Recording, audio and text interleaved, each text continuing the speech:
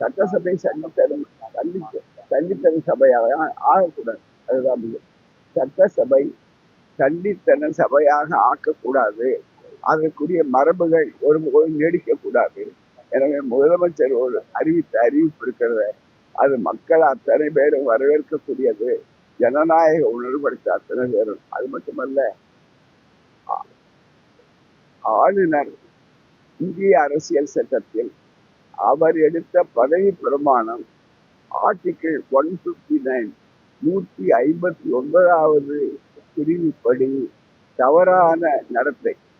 அந்த 159 என்பது இருக்கிறது மக்கள் நலனுக்காகவும் இந்திய அரசியல் சட்டத்துக்காகவும் நான் என்னுடைய வாழ்நாள் முழுவதும் கடமையை செய்வேன் என்று அவர் தெளிவாக சொல்லியிருக்கிறார்.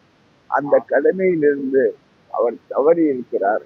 எனவே அவருக்கு தார்மீக முறைப்படி அறவழிப்படி பதவியில் இருக்கின்ற dereliction of duty and the constitutional philosophy is completely abrogated.